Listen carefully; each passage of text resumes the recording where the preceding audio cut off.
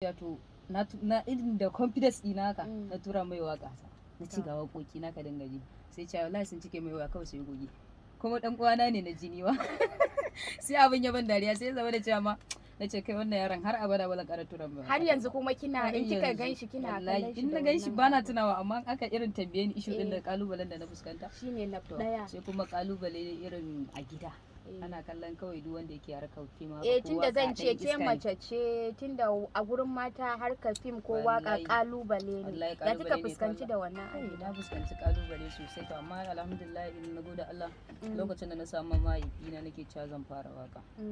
ya man addu'a sosai kuma mahaifiyata mata goyon baya amma akwai kuma kalubale dai har yanzu ina cikin sa dan akan shi ma na yi waka dan akan wakan ma na shirya na nemi mai gida Mary ce na so a shirya mun zama akan wakar na yi ta ne akan rayuwa ta life duk abin da ya fara a cikin waka a cikin rayuwar ki shi ta maimaita shi a cikin wannan waka na yi bayani a cikin wakar da kuma irin amsoshin da na bawa duk wanda yake da kalubale a kaina akan waka to zuwa yanzu Hassana MK tana da waƙoƙi sun kai nawa za ta iya faɗa mana adadin su to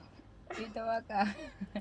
na jima na dan kwana biyu ina yin waka da ba wani jimawa ne ba amma a yanzu dai wanda dai nake da su a cikin waya ina tunanin sun fi guda 40 a to ai an miƙa amma ban sai iya manya kenan to kin dan da ke baya kaɗan kin ce baki dan jima a waka gaskiya ban jima to kamar shekara nawa ina tunanin bai fi shekara 3 ba da fara waka a shekara 3 har kin yi waƙoƙin da suka kai iya nawa banda wanda zaka je kai wa mutum amshi da wayi da kuma wanda ba a yi su ba suna ajiye suna ajiye sosai ma kuwa yadda suke ajiyan ma sun fi yawa a gurin rubutu na'am to nasarori fa a nasara alhamdulillah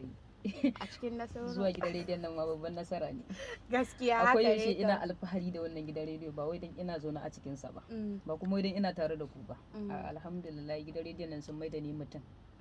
wanda ma bai cancanta ya sani ba a waka sanadin gidan rediyon nan na samu saboda ka ba abin da zan ce wannan gida da al'ummar da suke cikin gidan nan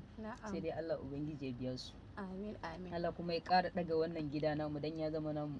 gaskiya kam namu ne da mu da ku gabaki ɗaya da masu sauraro ya zama namu ba abin da zan ce da wannan gidan rediyo sannan kuma ɗaukaka ta biyu babban gaskiya abin da nake alfahari da shi a fara waka ta shine misali shi sha'anin annabi sallallahu alaihi wasallam sai mai rago gaskiya haka to a sanadin kasidar da na fara shugaba sallallahu alaihi wasallam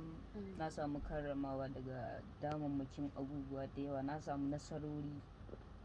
sosai waɗanda ni ba zan iya lissafa su ba amma nasara guda ɗaya